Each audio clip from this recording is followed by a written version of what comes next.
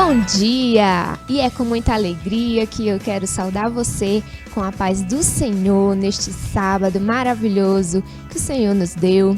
E eu quero te agradecer por estar aqui conosco, acompanhando o nosso programa A Voz da Assembleia de Deus. Que nesta manhã você venha tirar o seu tempo para ouvir, aprender e ser edificado com as coisas do céu e ver o que Deus tem preparado para você. Eu te convido a ficar conosco, eu te peço que você fique ligadinho em tudo que nós temos preparados para você, porque nós temos muita coisa hoje para acontecer e com certeza vocês vão gostar muito. Eu sou Lohana Gomes e todos os sábados estou aqui com você para apresentar este programa que tem a minha, a sua cara. E nós, cada dia que passa, estamos estreitando os laços e eu estou cada dia mais feliz de estar aqui fazendo isso juntamente com você. Agora, para iniciar, eu quero passar para vocês o resumo da semana de tudo que aconteceu no nosso culto da segunda-feira na Assembleia Geral. Confere tudinho aí. Aleluia! Toda a igreja conhece esse corinho. Quero que valorize o que você tem. Você é um ser tão importante para Deus. Nada de ficar sofrendo angústia e dor nesse seu complexo inferior, dizendo às vezes que ele não é ninguém. Eu quero falar do valor que você tem. Oh, eu quero falar do valor que você tem. Ele está em você. O Espírito Santo se move em você. Até com gemidos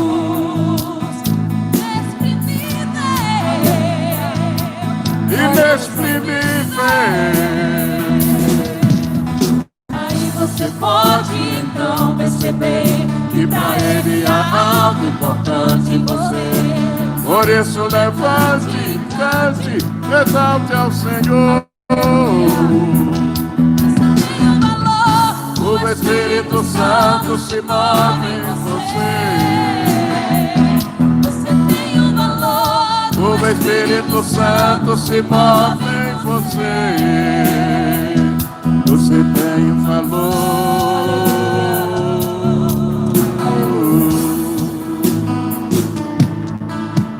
Abra sua Bíblia. Segunda carta de Paulo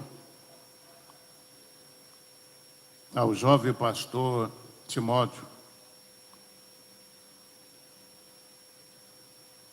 capítulo de número 2, e o verso de número 22. Você que está aí na sua casa também nos assistindo, através do YouTube, faça isso também. 2 Timóteo, capítulo 2, verso 22.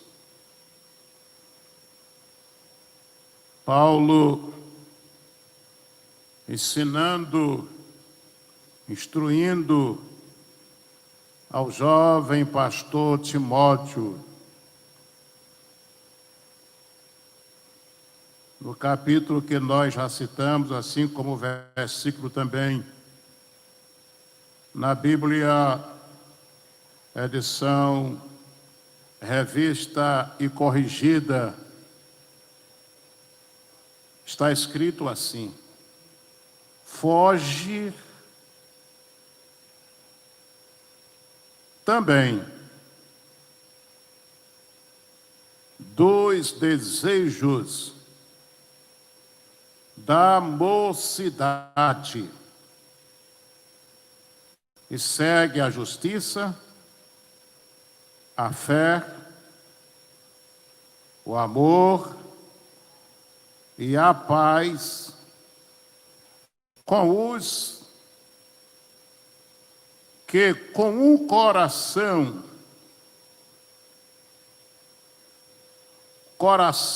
puro, invocam o Senhor. Meus irmãos, minhas irmãs,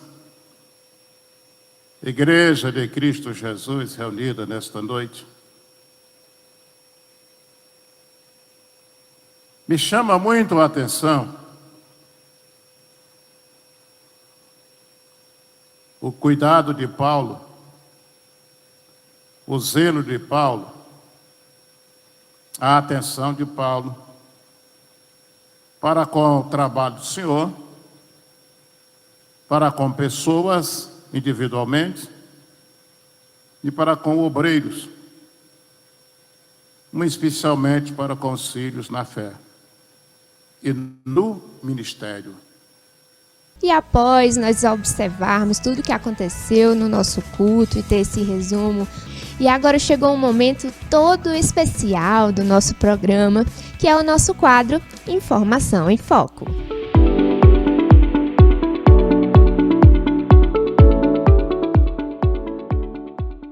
E agora nós receberemos um ilustre convidado, uma pessoa que é o meu amigo pessoal, uma pessoa muito legal, muito importante na minha vida, um profissional excelente. E hoje eu quero receber com vocês, com todo carinho, o nosso doutor farmacêutico, Arthur Gondim. Bom dia, Arthur. Bom dia a todos que nos assistem. Quero dizer que é um prazer estar contigo aqui, nessa manhã de sábado. Quero desejar a todos também a paz do Senhor. Quero dizer que estou muito feliz de poder representar a classe farmacêutica, de alguma forma, na nossa cidade. Fico muito honrado com o convite. E a gente vai estar aí conversando para tirar algumas dúvidas, esclarecer algumas coisas, o que é importantíssimo nesse período de pandemia e pós-pandemia. Isso aí. E, gente, hoje o Arthur veio aqui para a gente bater um papo, para que todos nós venhamos compreender melhor o que é um farmacêutico, né? O que um farmacêutico faz. E essa é exatamente a minha pergunta inicial. Arthur, conta para a gente o que é um farmacêutico. Na verdade, se a gente for colocar na ponta do lápis o papel do farmacêutico, a gente passa todo o programa falando. Mas, resumidamente, o farmacêutico é o profissional responsável de fazer a ponte entre o médico e o paciente, fazendo com que ele use de forma racional os medicamentos, tirando dúvidas básicas. Também, por que não, prescrevendo medicamentos que são isentos de prescrição médica. E o farmacêutico, ele tem que ter o cuidado de que o seu paciente esteja tomando a medicação correta, na hora correta, fazendo o tratamento certo. E o farmacêutico, ele está ali no balcão da farmácia não só para vender medicamentos. A gente está lá para fazer o acompanhamento, ter o melhor tratamento possível para o cliente. É por isso que na hora de definir onde comprar os seus medicamentos, você precisa escolher uma farmácia que tem um farmacêutico, que é por lei, atuando durante todo o horário de funcionamento desse local. Muito bem. E outra coisa, Arthur, qual a importância de se ter esse acompanhamento, né? De ter o acompanhamento do farmacêutico com o seu paciente, com o seu cliente? Conta pra gente o que tem de tão especial nisso.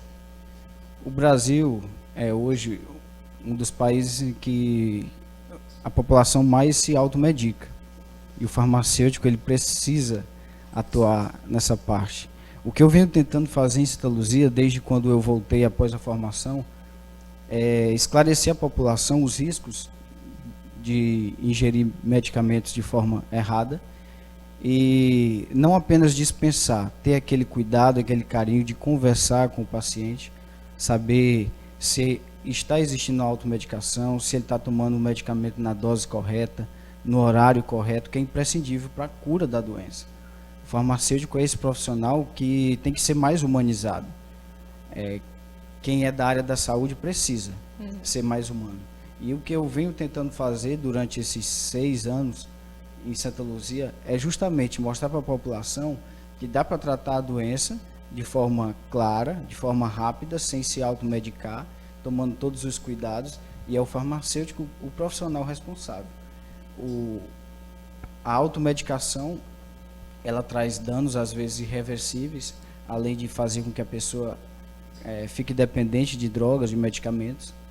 Então, o farmacêutico, ele tem que saber medir a dosagem correta, tem que acompanhar o horário correto de as outras medicações, interações medicamentosas. Em suma, acho que é isso, o papel do farmacêutico, que tem que estar atrelado, claro, com o médico, com o enfermeiro, com o agente de saúde, agente básico de saúde. Então, é isso que a gente tem procurado fazer todos os dias. Arthur, surgiu uma pergunta para mim. Por exemplo, nem todos os tipos de problema que a pessoa sente é necessário para ela ir a um posto de saúde, pedir uma recomendação médica, uma medicação, uma receita, né? Por exemplo, a pessoa sente um mal-estar, uma azia, uma coisa dessa. É indispensável que a pessoa pergunte ao farmacêutico o que fazer, qual remédio tomar, porque o que eu vejo, por exemplo, lá em casa mesmo acontece muito isso. Sentiu qualquer coisa, toma um Xantinon, toma isso, toma aquilo. Então, assim, essa aproximação que você pode ter de um farmacêutico, ele exatamente para orientar, ele tem esse aval de orientar uma medicação ou sempre tem que ser aliada com um médico? Existem medicamentos no ramo farmacêutico que nós temos a sigla de MIP, que é Medicamentos Isentos de Prescrição. Certo. Esses medicamentos isentos de prescrição significa que o farmacêutico pode indicar ao paciente.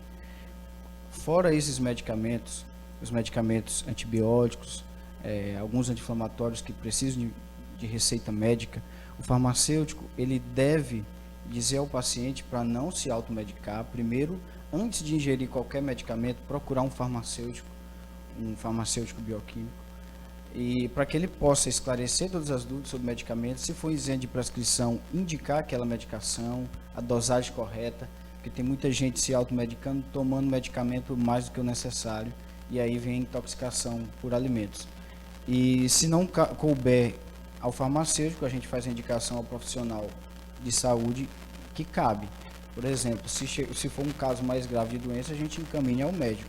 É isso que todo farmacêutico deve fazer, por mais que às vezes a gente encontre nas farmácias o que a gente chama de empurroterapia, a pessoa quer vender. É claro que a gente que tem responsabilidade com a população não vai fazer isso. A gente vai indicar ao profissional responsável, seja um médico, seja a um odontólogo, seja a qualquer profissional da área da saúde, um nutricionista. Então tem que ter essa responsabilidade. E o paciente / cliente que vai à farmácia, ele tem que saber que antes de se automedicar, ele precisa procurar a orientação de um farmacêutico, que é o profissional formado para tirar todas as dúvidas e indicar os medicamentos básicos. Então, é sabido, Arthur, que durante um bom tempo, o bioquímico era separado da farmácia, né? Só que hoje já é um curso único, né? Isso.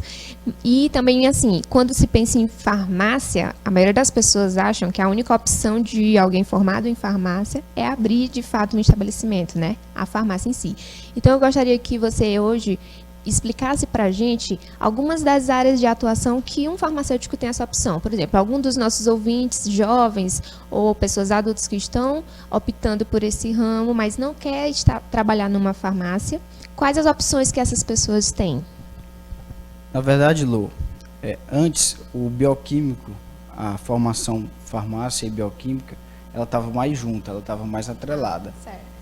Tanto que a minha turma no Brasil foi a última de farmacêutico bioquímico. Hoje é farmacêutico generalista ou só farmacêutico. Então, a gente perdeu muito campo para os biomédicos, certo, que fazem muito dessa parte de análise clínica. E eu digo isso, que a gente perdeu o campo, mas que são profissionais também responsáveis e tem todo a qualidade que o mercado precisa. O farmacêutico, ele não precisa abrir apenas farmácia. O farmacêutico, ele pode atuar nas análises clínicas, ele pode atuar na fabricação de medicamentos, com os medicamentos manipulados, inclusive também indústria de medicamentos. Infelizmente, no Maranhão, é um pouco difícil indústria de medicamentos. Salvo engano, só uma indústria, a antiga Kessingen, a Merck, hoje, trabalhando em São Luís. Mas existe uma gama de áreas que a gente pode atuar. Pode atuar em farmácia básica, farmácia hospitalar, sempre fazendo aquela ponte do paciente com o médico. E, como eu te falei, se a gente for colocar na ponta do lápis, são várias áreas de atuação. A gente pode trabalhar em diversas áreas, em indústria e também dentro de hospital e nas farmácias de dispensação de medicamentos, as farmácias comerciais, que é hoje o carro-chefe do Maranhão, infelizmente. A gente está preparado para trabalhar em indústria, a gente está preparado em trabalhar na manipulação de medicamentos, mas infelizmente são poucos. Falta empresas, falta indústrias no Maranhão. Mas isso vai mudar gradativamente à medida que o Brasil enxergar também que no Maranhão tem profissionais que podem prestar esse serviço de boa qualidade. É verdade. Nós esperamos que esse avanço chegue logo para que traga muitos outros empregos, né? Também à nossa cidade. E, gente, eu quero agradecer de coração, Arthur, por vocês ter vindo aqui, aceitado esse convite, explicado um pouco mais a nossos ouvintes sobre a importância do farmacêutico. Eu sei que muitas pessoas tinham dúvidas realmente sobre isso. E eu quero te agradecer mesmo. E, Arthur, se alguém quiser te encontrar, onde essa pessoa vai te encontrar? Lua, na verdade eu que agradeço mais uma vez por estar aqui com você, que é minha amiga pessoal, minha amiga íntima. Muito obrigado por tudo, pelo convite. É sempre um prazer estar conversando contigo, a gente conversa de vez em quando sobre isso. Mas esclarecer agora para toda Santa Luzia, através da TV. Muitíssimo obrigado, e eu quero te dizer que hoje eu sou 100% Farbem, que é um empreendimento que eu coloquei há pouco menos de um ano. Eu trabalhava na grande rede aqui da cidade, mas saí, coloquei meu próprio negócio, a farmácia, e o que eu tenho a dizer para a população é evitar a automedicação, procurar um profissional responsável que realmente se dedique ao cliente, ao paciente, e que não esteja lá apenas para dispensar medicamento ou ganhar dinheiro. Isso daí é uma coisa que tem que vir em segundo plano. Primeiro, a saúde. Então, o que eu indico e o que eu também peço é que a população, antes de se automedicar e antes de procurar em ambientes errados, que procure uma farmácia que esteja 100% focada na saúde do paciente. E a Farbem faz isso. Eu estou lá em tempo integral, para tirar todas as dúvidas, fazer consultas farmacêuticas, atenção farmacêutica, que é isso tudo que a gente já explicou hoje. Então, muito obrigado, Santa Luzia, por estar crescendo junto com a gente, com a Farbem, e obrigado, Lohana, pela oportunidade. Nós que agradecemos, e as portas estão sempre abertas para você. Valeu. E dando continuidade ao nosso programa, o seu programa, A Voz da Assembleia de Deus, chegou aquele momento todo especial que Deus preparou para falar ao seu coração, que é a nossa reflexão bíblica. E eu convido você a buscar sua Bíblia, ou quem tem o aplicativo no telefone, também pode abrir o seu aplicativo para fazer a leitura junto comigo. Hoje a nossa leitura é um dos textos muito conhecidos e que nós vamos ouvir Deus falar um pouquinho mais sobre ele, né? É o livro de Mateus, capítulo 5. Deu para acompanhar? Mateus, capítulo 5. Nós vamos ler até o versículo 12. Leia comigo. Um dia, quando as multidões estavam reunidas, Jesus subiu à encosta do monte com seus discípulos. Sentou-se e ensinava a todos, dizendo: Felizes são os humildes, porque o reino dos céus é dado a eles. Felizes são os que choram, porque serão consolados. Felizes são os mansos, porque receberão a terra por herança. Felizes os que têm fome e sede de justiça, porque serão satisfeitos. Felizes os que são misericordiosos, porque Deus mostrará a eles a sua misericórdia. Felizes os que têm um coração puro, porque verão a Deus. Felizes aqueles que procuram promover a paz, pois serão chamados filhos de Deus. Felizes são aqueles perseguidos por serem justos, pois deles é o reino dos céus. Felizes serão vocês quando forem maltratados, perseguidos e caluniados por serem meus seguidores. Fiquem contentes com isso. fiquem muito contentes, porque uma grandiosa recompensa espera vocês lá nos céus. E lembrem-se, os profetas antigos foram perseguidos antes de vocês. E esse é um texto que eu gosto muito dele, que é o conhecidíssimo Sermão do Monte. E Mateus, ele vai contar quando Jesus se reuniu com a multidão e ele começa a falar sobre todas essas bem-aventuranças, né? Sobre toda essa fórmula para a felicidade. E aí, muita gente pode se questionar assim, mas é tão difícil, né, ser feliz? Como é que eu vou ser feliz sendo humilde? Como eu vou ser feliz sendo a pessoa que chora? Então, Jesus aqui, ele estava falando sobre como deveria ser a conduta moral e o comportamento de um cristão verdadeiro.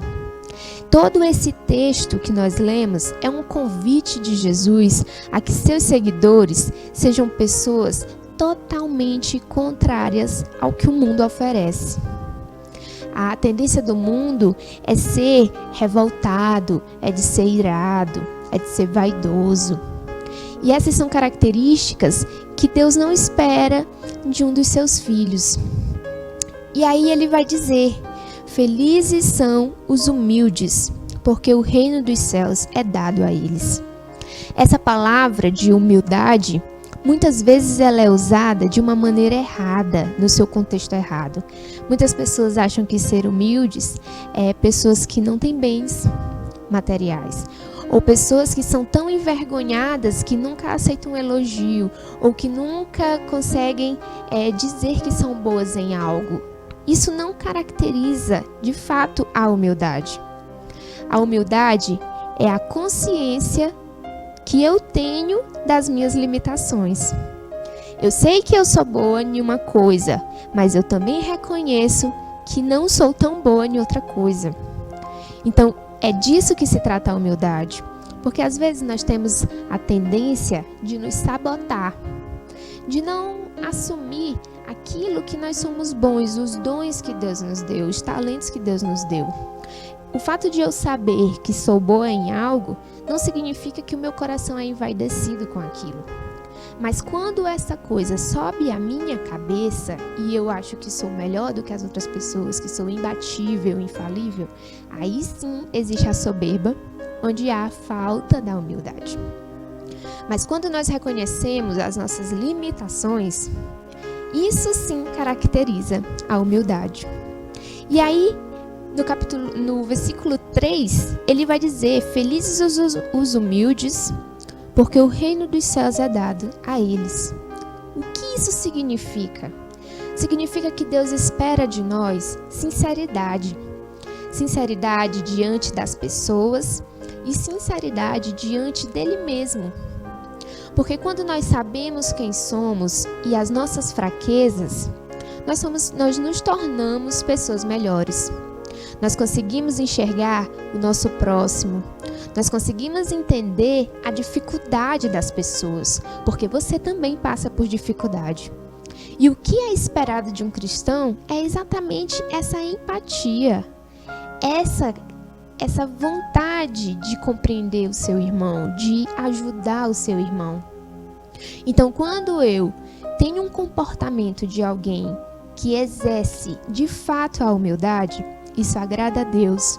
Isso me caracteriza como um cristão verdadeiro. E ele vai continuar falando: felizes os que choram, porque serão consolados. Às vezes parece não fazer sentido porque ele escreve que os que choram serão felizes, porque a maioria das vezes o motivo do choro é a tristeza, é a mágoa, é a injustiça. Poucas vezes nós choramos por alegria. A maioria das vezes as pessoas choram por estarem se sentindo frustrados com alguma coisa. Mas o que esse texto vai nos explicar? Por que ele fala que os que choram são felizes? Porque quando eu choro, eu compreendo por que o outro também está chorando. Eu consigo me pôr no lugar daquela pessoa que tem sentido a mesma coisa que eu, ou que está se sentindo parecido com o que eu me senti em algum momento, mesmo que seja por motivos diferentes. Você compreende que à medida que nós vamos entendendo essas regrinhas que Jesus fala para que nós sejamos felizes, como elas demonstram que isso tem mais a ver com a minha maneira de ser, com a moral, com a minha índole, com aquilo que eu acredito, com a maneira que eu defendo. Era sobre isso que ele estava falando, que a verdadeira felicidade está nas pessoas que sentem a vida como todo mundo, mas elas conseguem olhar para as coisas, para as pessoas e para os problemas de uma maneira diferente. Por quê? Porque elas têm um Deus que é por elas.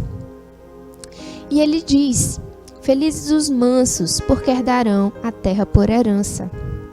E, meus amigos ouvintes, uma das virtudes mais difíceis de se exercer é a mansidão.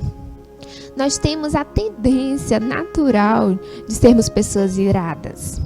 Quando alguma coisa não sai da maneira que queremos ou que planejamos, a nossa tendência é zangar, é se irritar, é estressar. Mas o que Jesus nos orienta? Ele diz: sejam, pois, mansos, porque felizes são os mansos, porque eles herdarão a terra por herança. E essa terra aqui, ela fala exatamente de quê? De prosperidade, ela fala de bênçãos. Quando você ganha uma herança, isso é uma bênção. Então, quando ele diz herdarão a terra por herança, significa os mansos serão abençoados, eles serão fartos, eles terão prosperidade. E aí ele vai dizer: felizes os que têm fome e sede de justiça, porque serão satisfeitos. Quantas pessoas no mundo inteiro têm essa necessidade de justiça? Tem fome e sede de justiça. Aqui é uma bandeira, um alerta, uma fala muito forte, porque aqui Jesus está nos convidando a não nos conformar com este mundo. Ele está dizendo: você não precisa se desesperar por ver tantas injustiças, porque felizes os que têm fome e sede de justiça, porque um dia eles serão fartos. Ele está dizendo: não vos conformem com a maneira que o mundo anda. Não se conformem com as dificuldades, com a corrupção, com as coisas erradas que acontecem, com o roubo, com a violência, com os abusos. Não se conformem com o pecado. E quando as pessoas não se conformam, elas são felizes em Cristo. Por quê? Porque elas têm a esperança que um dia o próprio Deus satisfará todos os anseios que o seu coração tem. Eles serão fartos, a sua sede acabará, a sua fome acabará. E essa é uma esperança que nós não podemos deixar de morrer. Felizes os que são misericordiosos, porque Deus mostrará a eles a sua misericórdia. Quantas poucas pessoas ainda no mundo conseguem exercer a misericórdia?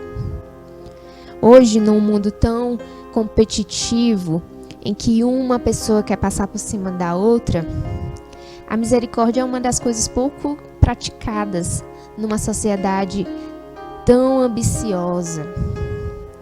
Muitas vezes nós encontramos pessoas que a todo custo querem puxar o seu tapete, quer desbancar os seus sonhos, quer te fazer desistir.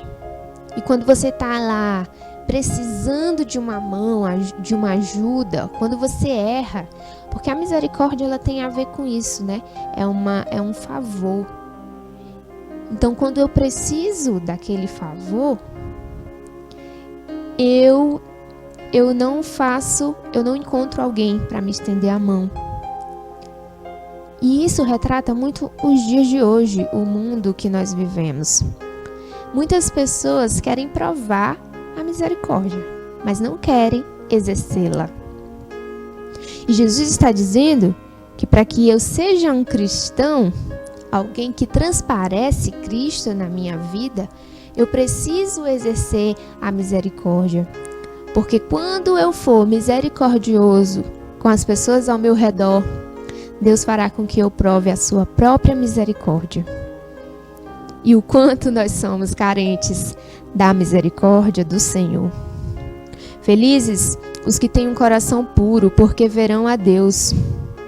Felizes os que procuram promover a paz, pois serão chamados filhos de Deus.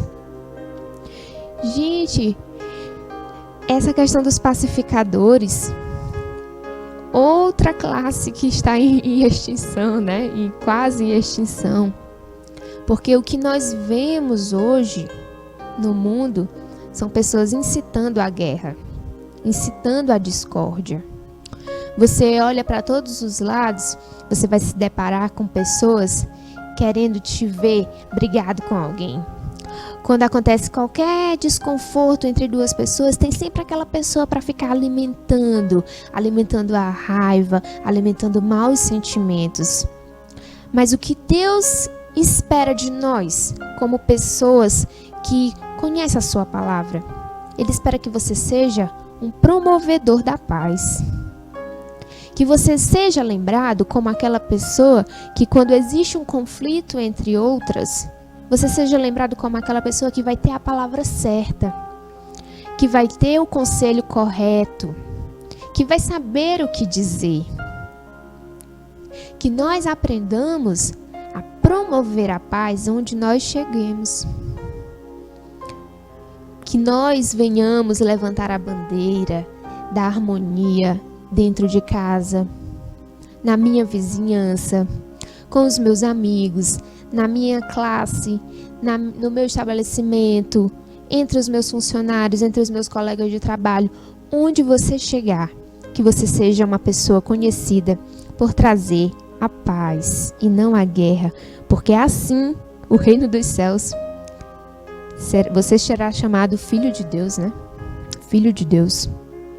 E aqui chegamos em um dos versículos que eu muito gosto, né? Diz: felizes aqueles que são perseguidos por serem justos, pois deles é o reino dos céus. É muito comum nós vermos pessoas que às vezes têm um discurso de falar assim: ah, mas fulano faz assim, então eu também vou fazer porque é mais fácil, é um caminho mais fácil. Ser justo, hoje em dia, é até uma coisa de admiração para as pessoas, quando na realidade deveria ser uma regra. Todas as pessoas deveriam ser justas. Mas hoje, quando se encontra uma pessoa justa, você é visto como um super-herói. Diversas vezes é comum vermos nos jornais contando a história de alguém que encontrou dinheiro na rua, na carteira de alguém e devolveu, encontrou uma chave e devolveu, fez um ato de honestidade, de justiça. E muitas pessoas ficam: nossa, essa pessoa, ela é muito diferente das outras pessoas, quando na verdade esse deveria ser o comportamento esperado por todos nós. Mas vivemos em um século em que o nosso coração, em todo o tempo, se não estivermos zelando, cuidando dele, nós seremos imersos numa cultura totalmente errada, totalmente suja, cheia de coisas erradas, onde se tornar injusto é ser aclamado pelas pessoas. Mas eu quero encorajar você, nesta manhã, a confiar na palavra de Jesus. E ele diz: felizes os que sofrem por serem justos, os que são perseguidos por serem justos, porque deles é o reino dos céus. Felizes serão vocês quando forem maltratados, perseguidos e caluniados por serem meus seguidores. Fiquem contentes com isso. Fiquem muito contentes, porque uma grandiosa recompensa espera vocês lá no céu. E lembrem-se, os profetas antigos foram perseguidos antes de vocês. E ele vai fechar o Sermão do Monte com esses dois versículos que são assim impactantes. Ele diz: e cada vez que vocês forem maltratados, que vocês forem perseguidos por causa de mim, por ser um seguidor meu, por ser um cristão, alegrem-se com isso. Fiquem contentes com isso, sintam-se honrados com isso, por serem perseguidos, por serem caluniados por meu nome.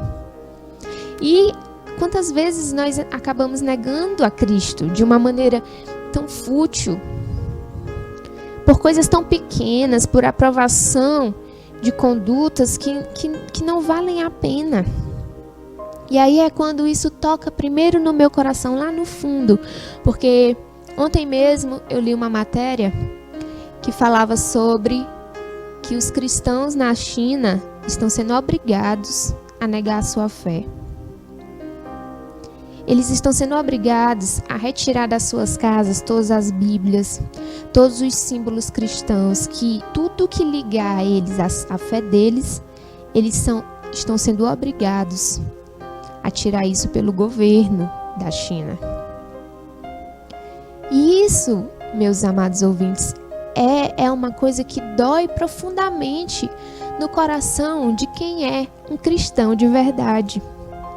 Porque nós olhamos para o Brasil, onde nós ainda temos a liberdade religiosa, onde nós ainda podemos professar o nome de Jesus, onde nós podemos andar, se quiser, correndo com a Bíblia aberta no meio da rua. Se quisermos andar correndo, gritando a palavra do Senhor, nós temos essa liberdade e nós não sabemos aproveitar disso. Nós não sabemos aproveitar do quão precioso é ter acesso às sagradas e maravilhosas palavras de Jesus, da história da Bíblia. Muitas vezes nós não valorizamos os nossos templos, as nossas igrejas, enquanto que existem cristãos pelo mundo afora que tudo o que eles queriam era poder ter uma igreja para chamar de congregação.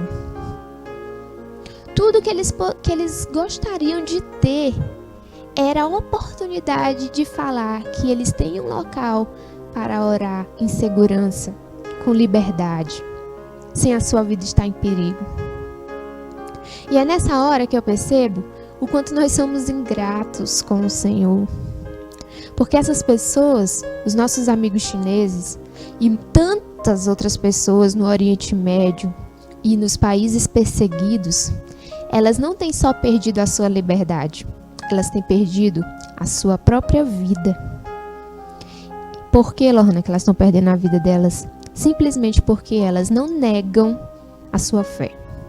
Elas não negam que servem a Jesus. Elas não negam que são crentes. Essas pessoas, sim, têm uma fé inabalável. Essas pessoas, sim, são felizes. Por quê? Porque elas compreenderam verdadeiramente quem é o Deus que elas servem. E nós, muitas vezes, temos negado a Cristo por um copo de cerveja. Temos negado a Cristo por uma balada. Temos negado a Cristo por uma droga, um cigarro, por uma desobediência aos meus pais. E quando nós tiramos os olhos do nosso próprio umbigo e nós olhamos um pouco mais para o mundo que nos cerca, nós vamos entender que muitas pessoas compreenderam o que Jesus disse na sua palavra em Mateus 5, sobre o que é felicidade. A felicidade para alguém que segue a Cristo, ela pode ser vista como estranha aos olhos das pessoas do mundo. Mas é porque a nossa felicidade, ela não está nas coisas terrestres, porque essas coisas vêm, dá um prazer momentâneo, depois elas passam. Mas Cristo, ele é eterno. A felicidade em Cristo, ela é plena. Nós estamos passando por um momento curto aqui na Terra, para que possamos reinar com Ele na eternidade. E você que tem sofrido perseguição por ser cristão, por ser evangélico, por professar o nome do Senhor, eu quero te encorajar. Tem de bom ânimo. Jesus diz que você é um bem-aventurado. E Jesus sabe do que Ele está falando. Então, alegre o teu coração nesta manhã. Que você se lembre que muitos profetas importantes, como Moisés, Jonas, Daniel, foram pessoas que foram perseguidos, mas eles não negaram a sua fé. Eles não abandonaram o barco e tiveram uma grande recompensa. E eu quero hoje trazer à sua memória exatamente Mateus 5, que todas as vezes que você estivesse se sentindo injustiçado, que você estivesse se sentindo oprimido, que você estivesse se sentindo com vontade de chorar, que você lembre que o Senhor disse que todas as pessoas que fazem isso, que vivem na contramão do mundo, que agem de maneira diferente que as pessoas esperam dela, elas são felizes porque elas compreenderam a bondade de Deus. E eu quero orar com você hoje. Eu quero te convidar para a gente aproveitar para orar hoje pelos nossos irmãos chineses, para que Deus venha interferir, para que Deus venha dar vitória, que Deus venha consolar, que Deus venha lembrar a eles que eles são felizes por terem Deus na vida deles. Você pode orar comigo por essa igreja perseguida? Oremos. Deus Todo-Poderoso, Senhor, nós só podemos te dizer nesta manhã o quanto Tu és grande, o quanto Tu és poderoso, o quanto Tu continua reinando, Senhor, no Teu trono. Nada, Senhor, saiu do Teu controle. Deus, nós te agradecemos por tudo que Tu tens feito a nós. Tu és um Deus bondoso, amoroso, misericordioso. E nessa oportunidade, Deus, eu quero te apresentar a igreja perseguida, Senhor, na China, no Oriente Médio, e onde tiver, Senhor, uma igreja perseguida, pessoas sofrendo por amor do Teu nome, que o Teu Espírito Santo alcance o coração destas pessoas e lembre a elas que elas são bem-aventuradas, que a recompensa delas, Senhor, está em um lugar muito melhor do que essa terra, que elas tenham força, que elas tenham, Senhor, perseverança na sua fé, que a Tua mão, o Teu cajado, que o Teu consolo, o Teu bálsamo alcance, Senhor, todas essas pessoas.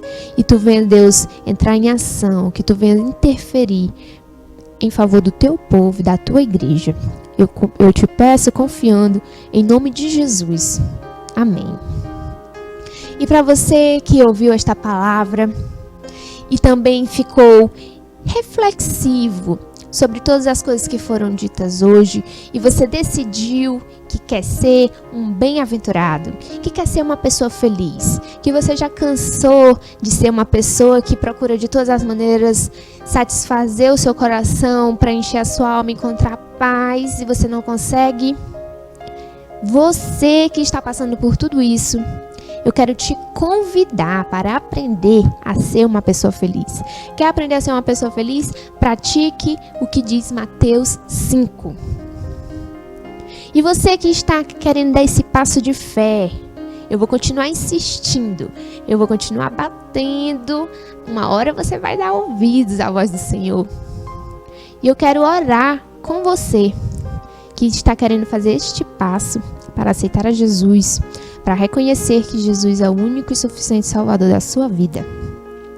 Eu convido você para orar juntamente comigo, repetindo essas palavras. Você que está aceitando Jesus agora, diga: Senhor meu Deus, eu te aceito como o único e suficiente Salvador. Apaga os meus pecados. Me ensina a ser um cristão bem-aventurado. Eu reconheço o teu sacrifício e eu te aceito como meu Salvador. Escreve meu nome no livro da vida e me ensina a andar contigo. Em nome de Jesus. Amém. E você fez essa oração juntamente comigo, eu te convido a procurar uma de nossas congregações. Procure uma congregação próxima à sua casa, ou procure uma congregação que você conheça, alguém que você goste. Procure essa pessoa, conte a ela que você aceitou Jesus e nós estaremos felizes em receber você para caminharmos juntos e aprender também um pouco mais sobre o céu. E é claro que o nosso programa ainda não acabou e ainda tem muita coisa boa para acontecer hoje. E eu quero te convidar agora para você acompanhar a nossa agenda cultural.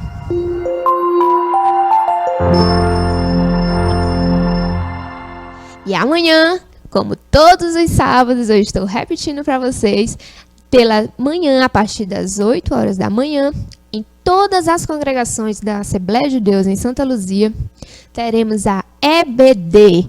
Eu já até consigo você pensando assim, o que é EBD, Lohana? A Escola Bíblica Dominical.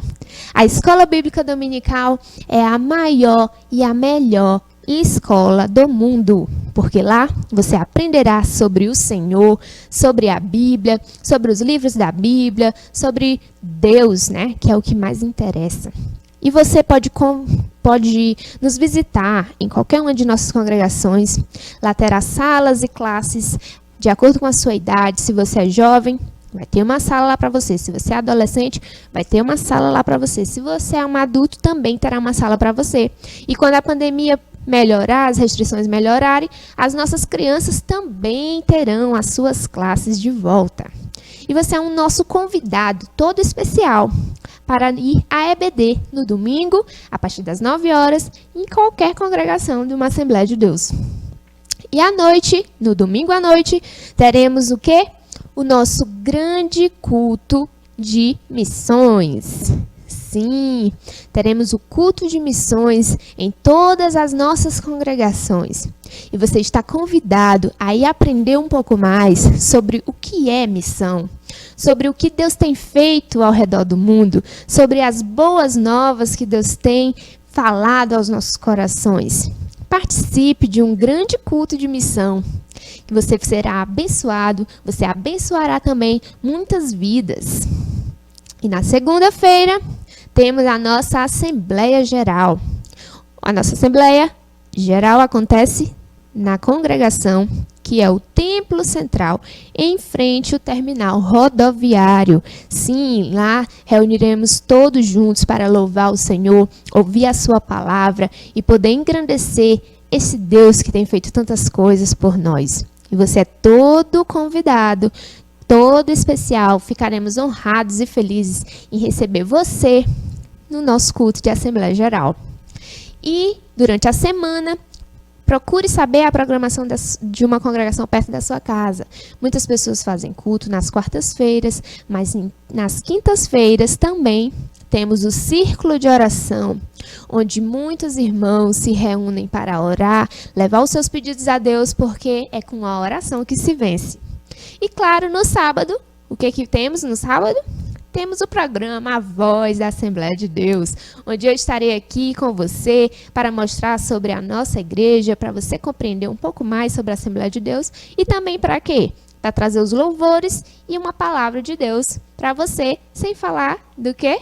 Do nosso próximo quadro, que eu sei que vocês já estão ansiosos para as nossas dicas. Então, fica a dica!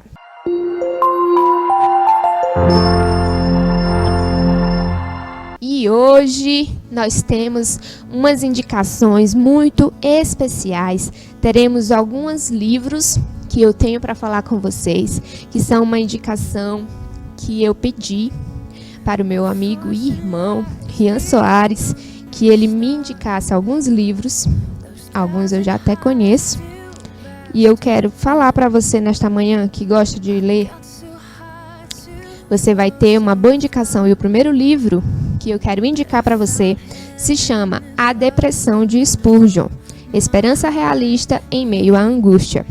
Lembram que sábado passado eu indiquei para vocês o livro Heróis da Fé e disse que uma das pessoas que ele falaria era sobre Charles Spurgeon.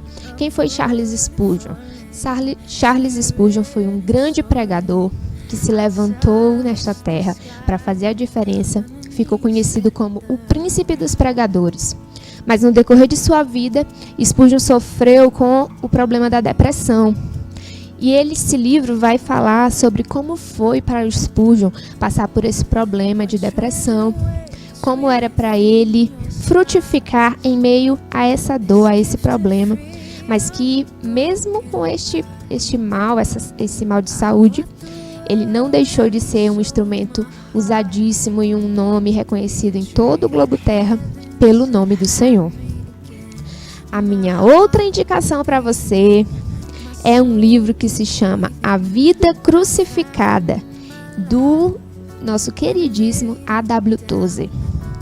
Tozer é um escritor renomadíssimo, um teólogo, e ele vem trazer para nós, através deste livro,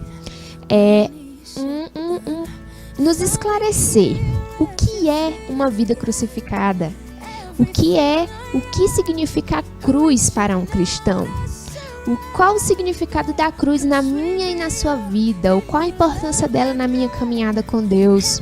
E você vai entender por que Cristo teve que ir à cruz e viver de uma experiência mais profunda com o Senhor. Então eu te convido a adotar esta leitura, A Vida Crucificada, de A.W. Tozer. O outro livro que eu tenho para vocês se chama As Catacumbas de Roma. O seu escritor é Benjamin Scott. Este livro vai falar da história de mais uns heróis da fé, né? Que foram os cristãos primitivos, as pessoas que foram torturadas, que foram mortas ali em Roma por não negarem a sua fé. E esse livro vai retratar sobre tudo o que aconteceu, o testemunho daqueles irmãos, daqueles cristãos. Hoje, se você fosse a Roma, não seria mais possível ter acesso a essas catacumbas, né? Elas não estão mais abertas ao público. Mas quando você vê ali nos filmes o Coliseu de Roma, aquele anfiteatro que era uma arena, ali foi um local em que muitos cristãos derramaram seu sangue, morreram. Famílias, crianças, idosos, jovens, pessoas do mundo todo, cristãos, perderam a sua vida naquele local simplesmente por amarem a Jesus e não negarem a sua fé. Então, se você quer edificar a sua fé e conhecer um pouco mais de como foi a trajetória dos cristãos primitivos, esta é uma ótima leitura para você. E agora sim, nós estamos chegando no final de mais um programa. E claro que eu não poderia deixar de agradecer você por ter me deixado entrar na sua casa, ficado aí com você esta manhã toda. E eu quero dizer que eu fico muito feliz de poder estar aí com você, de poder entrar na sua casa, de falar ao seu coração. E quero dizer que Deus abençoe a sua casa, que os seus celeiros estejam sempre fartos, que a sua vida seja abençoada, que você descubra o propósito de Deus para você, que você esteja aqui comigo todos os sábados, neste mesmo canal e neste mesmo horário. Para mim será um prazer receber você aqui e entrar aí na sua casa e ficar juntinho de você durante toda esta manhã. E é assim que eu me despeço de vocês e desejo a todos uma semana maravilhosa e a paz do Senhor.